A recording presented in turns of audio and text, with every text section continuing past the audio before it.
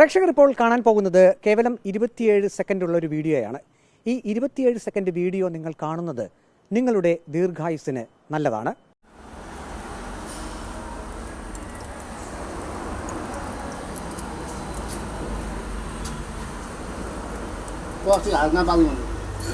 അൽഫാം ഉണ്ടാക്കാൻ വേണ്ടിയിട്ട് അടുപ്പ് റെഡിയാക്കുക. അതിനകത്ത് ഇട്ടിരിക്കുന്നത് കണ്ടോ, പ്ലാസ്റ്റിക് ഇട്ട് കത്തിച്ചുകൊണ്ടിരിക്കുക. ഇതൊക്കെയാണല്ലോ നമ്മൾ കഴിക്കുന്ന അൽഫാമിൻ്റെ അടുപ്പാണിത്.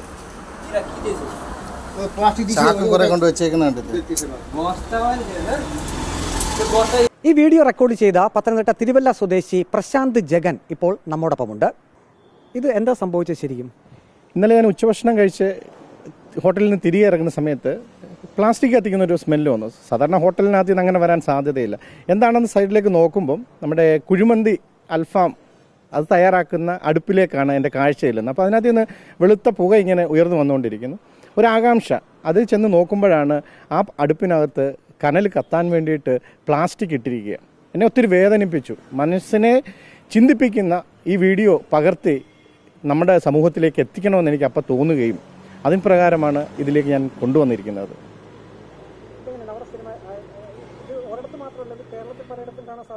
തീർച്ചയായിട്ടും ഇത് പല സ്ഥലങ്ങളിലും ഉണ്ടാവാം. ഒരുപക്ഷെ നമുക്ക് അപരിചിതരായ അന്യ സംസ്ഥാന തൊഴിലാളികളുടെ മേലിൽ ഇതിൻ്റെ കുറ്റം ചാർത്താം, അവർക്കറിയില്ല. പക്ഷേ എപ്പോഴും ശ്രദ്ധിക്കേണ്ടത് നാം ഓരോരുത്തരും, അവിടുത്തെ സ്റ്റാഫാണെങ്കിലും ഏത് ഹോട്ടലിൻ്റെ ഓണറാണെങ്കിലും നമ്മൾ ശ്രദ്ധിക്കുക. കാരണം നമ്മളുടെ കുരുന്നുകളാണ് ഇത്തരത്തിലുള്ള ഈ ഭക്ഷണം പേറി മാനവരാശിയെ കാർന്ന് തിന്നുകയാണ് ക്യാൻസർ എന്ന് പറയുന്ന രോഗം. ക്യാൻസറിൻ്റെ അവസാന സ്റ്റേജിലാണ് ഇപ്പോൾ പിടിക്കുന്നത് പോലും. നമ്മുടെ ഒരു വാർഡ് എടുത്താൽ അതിൻ്റെ ഒരു 30% വീടുകളിൽ പോലും ഇത്തരത്തിലുള്ള ജീവിതശൈലി രോഗങ്ങളുണ്ട്.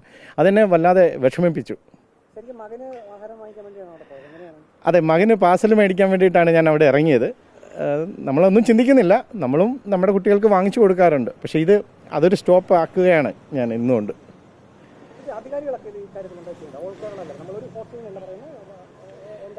തീർച്ചയായിട്ടും ഭക്ഷ്യ സംസ്കാരത്തെക്കുറിച്ച് കൃത്യമായിട്ടുള്ള ഒരു ബോധവൽക്കരണം നമ്മുടെ സമൂഹത്തിൽ ആവശ്യമാണ്. അനുദിനം മാറിക്കൊണ്ടിരിക്കുന്ന ഈ രീതി ഇപ്പം ഫാഷനാണ്. ഇപ്പം ഈറ്റിംഗ് ഫാഷനായിട്ട് മാറിക്കൊണ്ടിരിക്കുകയാണ്. മുക്കിന് പൊട്ടിമുളച്ച് വരുന്ന പുതു ഹോട്ടൽ ശൃംഖലകൾ, അത് നമുക്ക് വളരെ ദോഷം ചെയ്യുന്ന ഒന്നാണ്. തീർച്ചയായിട്ടും ഇത് സംരംഭകർ നമ്മുടെ സമൂഹത്ത് വേണം. പക്ഷേ നമ്മളുടെ ജനതയുണ്ടെങ്കിലേ സംരംഭം ഉണ്ടാകുകയുള്ളൂ. ഇത് വാങ്ങി കഴിക്കുവാൻ പുതുതലമുറ ഉണ്ടാവണ്ടേ? തീർച്ചയായിട്ടും നമ്മുടെ വളരെ എഫിഷ്യൻ്റ് ആയിട്ടുള്ള ഗവൺമെൻറ് സംവിധാനങ്ങളുണ്ട്. ഫുഡ് ആൻഡ് സേഫ്റ്റി പോലെയുള്ള സംവിധാനങ്ങൾ തികച്ചും പ്രൊഫഷണലാണ്. അപ്പോൾ അവരുടെ ശ്രദ്ധ കുറച്ചും കൂടിയിട്ട് എത്താൻ പറ്റുന്നതെങ്കിൽ ഇതിനൊരു പരിധിവരെ തടയിടാൻ സാധിക്കാം.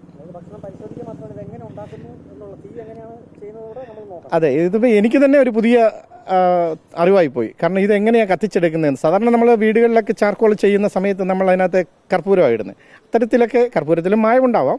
പക്ഷേ ഇത്രയും പ്ലാസ്റ്റിക് വെച്ച് ദീർഘനേരം ഇതിനെ പുകച്ചെടുക്കുക എന്ന് പറഞ്ഞാൽ ആ അടുപ്പിൽ തന്നെ ക്യാൻസറിൻ്റെ ദോഷങ്ങൾ അതിനകത്ത് ഇരിക്കുന്നുണ്ടാവും. അത് തൂത്തുകളഞ്ഞാൽ പോകുന്നതല്ലല്ലോ. ഇല്ല, ഞാൻ അവരോട് പറഞ്ഞു, ഞാനിതൊന്ന് റെക്കോർഡ് ചെയ്യുകയാണെന്ന് പറഞ്ഞു. ഞാൻ ആരെയും ബുദ്ധിമുട്ടിക്കാത്ത രീതിയിൽ ഇത് സമൂഹത്തിൻ്റെ ശ്രദ്ധയിലേക്ക് കൊണ്ടുവരിക എന്നുള്ളത് മാത്രമാണ്. അവർ സമ്മതിച്ചിട്ട് തന്നെയാണ് എടുത്തത്. ഒരിക്കൽ പോലും ഞാൻ അവരുടെ പിക്ചറോ പേരോ ഒന്നും വെക്കാതെയാണ്. ഏത് ഹോട്ടലായിക്കോട്ടെ, ഇതൊരു പ്രതീകം മാത്രമായിട്ട് സമൂഹം എടുക്കാവൂ. ഞാൻ എടുത്തു. കാരണം ഞാൻ മുന്നിൽ നിൽക്കുമ്പോൾ അവർക്കൊന്നും ചെയ്യാൻ പറ്റില്ല. കാരണം അത്രയ്ക്ക് എനിക്ക് എൻ്റെ മനസ്സിനുണ്ടായ വിഷമം അവർക്ക് പെട്ടെന്ന് മനസ്സിലായിട്ടുണ്ടാവും. അപ്പോൾ തന്നെ അവർ റെക്ടിഫൈ ചെയ്യാനുള്ള സംവിധാനങ്ങൾ ചെയ്തിരുന്നു. തീർച്ചയായിട്ടും ഞാൻ എൻ്റെ അധികാരികളെ വിളിച്ച് കാണിച്ചു, ഇത് തെറ്റാണ്. എനിക്ക് മാത്രമല്ല മറ്റോരോരുത്തർക്കും അവർക്കും തെറ്റ് ദോഷമായിട്ട് മാറുന്ന ഒരു കാര്യമാണ്.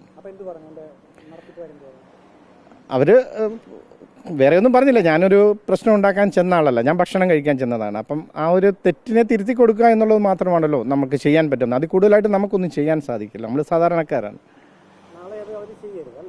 ചെയ്യരുത്, ഇത് ആവർത്തിക്കരുത്.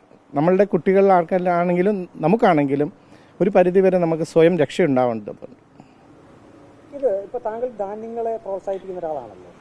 ഈ ധാന്യഭക്ഷണങ്ങൾ നമ്മുടെ ഭക്ഷണത്തിൽ ഉൾപ്പെടുത്തേണ്ട ഒരു പ്രാധാന്യം. അതെ, ഞാനൊരു ഭക്ഷ്യമേഖലയിൽ പ്രചാരണം നടത്തി സംരംഭകനും കൂടിയാണ്. അപ്പോൾ ഇന്നത്തെ ജീവിതശൈലി രോഗങ്ങളാണ് ഏറ്റവും മനുഷ്യന് ബുദ്ധിമുട്ടുണ്ടാക്കുന്നത്. അപ്പം ജീവിതശൈലി രോഗങ്ങൾക്കൊരു പരിഹാരമാണ് ചെറുധാന്യങ്ങളെന്ന് പറയുന്നത്. അപ്പോൾ അത്തരത്തിലുള്ള ചെറുധാന്യങ്ങളെയാണ് നമ്മൾ കൂടുതൽ പ്രചരിപ്പിച്ചുകൊണ്ടുവരുന്നത്. ആ ജീവിതശൈലി രോഗങ്ങളെന്നുള്ളതാണ് ഞാൻ പറഞ്ഞു നടക്കുന്നതാണ് എനിക്ക് പെട്ടെന്ന് ഈ പുകയിലൂടെ പ്ലാസ്റ്റിക്കിലൂടെ കാണാൻ സാധിച്ചത്. ഇത് തൂത്താൽ പോകുന്ന സംഭവമല്ല. ഇത് ധാന്യങ്ങൾ എന്ന് പറയുമ്പോൾ നമുക്ക് എന്തൊക്കെയാണെന്ന് പറയാം. പണ്ടത്തെ കാലത്ത് രീതികളുണ്ടാവും. അതെ അതെ അതെ മുൻ തലമുറയുടെ ഭക്ഷണമായിരുന്നതിനും ഇന്ന് എന്തോ കാരണങ്ങളാൽ നമ്മുടെ സമൂഹത്തിൽ നിന്ന് അന്യം നിന്നുപോയ ചെറുമണി ധാന്യങ്ങളെ, മില്ലറ്റ്സ് എന്ന പേരിൽ അറിയപ്പെടുന്ന ചെറുധാന്യങ്ങളെ തിരികെ നമ്മുടെ തീന്മേശയിലേക്ക് എത്തിക്കുക. അന്താരാഷ്ട്ര ചെറുധാന്യ വർഷം 2023 പ്രചോദനത്തിലാണ് ഞാൻ ഈ ആക്ച്വലി സംരംഭകനായത്. നമ്മൾ സാധാരണക്കാരൻ്റെ പാലെന്ന് കേൾക്കുന്ന പഞ്ഞപ്പുല്ല്, ചാമ, തിന, വരക്, കുതിരവാലി, കൊറേലി, മണിച്ചോളം, ബജ്ര, പനിവരക് ഇങ്ങനെയുള്ള 9 ചെറുധാന്യങ്ങൾ ഇന്ന് അന്താരാഷ്ട്ര തലത്തിൽ പോലും ചർച്ച ചെയ്തുകൊണ്ടിരിക്കുകയാണ്. തീർച്ചയായിട്ടും നമ്മുടെ നാടുകളിൽ ചാമ തന്നെ കേട്ടാലറിയാം. ചാമക്കാവ്, ചാമപ്പറമ്പ് പോലെയുള്ള ചാമപ്പാറ അങ്ങനെയുള്ള സ്ഥലപ്പേരുകൾ വരെ ഉണ്ടായിരുന്നു. അപ്പോൾ അതിൻ്റെ അർത്ഥം നമ്മുടെ നാട്ടിൽ സുലഭമായിട്ട് ഉണ്ടായിരുന്ന വിളകളാണ്. പോഷകങ്ങളാൽ സമ്പന്നമാണ്. വളരെ കുറച്ചു മാത്രം ജലം ആവശ്യമുള്ളൂ എന്നുള്ളതാണ് ചെറുധാന്യങ്ങളുടെ പ്രത്യേകത. ലോകം 2050 എത്തുമ്പം അന്നത്തെ മാനവരാശിയായ ഇന്നത്തെ ചെറുപ്പക്കാർ അല്ലെങ്കിൽ കുട്ടികൾ അനുഭവിക്കാൻ പോകുന്ന 2 മഹാദുരന്തങ്ങൾ ഐക്യരാഷ്ട്രസഭ എടുത്തു കാട്ടിയിട്ടുണ്ട്. അതിലൊന്ന് പോഷകാഹാരക്കുറവാണ്, മറ്റൊന്ന് ജലദൗർലഭ്യമാണ്. അപ്പോൾ ഈ ചെറുധാന്യങ്ങളുടെ കൃഷിയാണ് ഞാൻ കൂടുതലായിട്ട് പ്രചരിപ്പിച്ചു വരുന്നത്. കൃഷിയിലൂടെ വളരെ കുറച്ച് മാത്രം ജലം ആവശ്യമുള്ളൂ. അതിലൂടെ നമുക്ക് പോഷക സമൃദ്ധമായ ഭക്ഷണം എടുത്താൽ ഒരു നാണയത്തിൻ്റെ 2 വശങ്ങളായിട്ടുള്ള ഈ ദുരന്തങ്ങളെ നമുക്ക് ചെറുധാന്യങ്ങളെന്ന് പറയുന്ന ഒരു വാക്ക് വെച്ചിട്ട്, ചെറുതല്ല ചെറുധാന്യങ്ങൾ. ഈ പ്ലാസ്റ്റിക് കത്തുന്നത് അത് ശരിക്കും താങ്കൾക്ക് അത് പ്രശ്നമാകുന്നത് അതിന്റെ പുക ശ്വസിക്കുന്നതായിരിക്കും, അല്ലെങ്കിൽ ഈ ഭക്ഷണം പാചകം ചെയ്യുന്നതും ദൂഷ്യമുണ്ടോ? ആ ഭക്ഷണം നമ്മൾ കഴിക്കുന്നതും പ്രശ്നമാണ്. തീർച്ചയായിട്ടും പ്ലാസ്റ്റിക് ക്യാൻസറസ് ആണ്. അതിൻ്റെ മണം ഉൾപ്പെടെ ഒക്കെയും അതിനകത്ത് അടങ്ങിയിരിക്കുന്ന കണ്ടന്റ് ക്യാൻസറിനെ ഉണ്ടാക്കുന്നതാണ്. അപ്പോൾ ഈ പ്ലാസ്റ്റിക് കത്തിച്ച് നമ്മൾ ആ ഭക്ഷണം വെക്കുന്നത്, ആ ഭക്ഷണം കഴിക്കുന്നതും ക്യാൻസറിന്റെ കാരണമാണ്, നമ്മൾ ശ്വസിക്കുന്നതല്ല.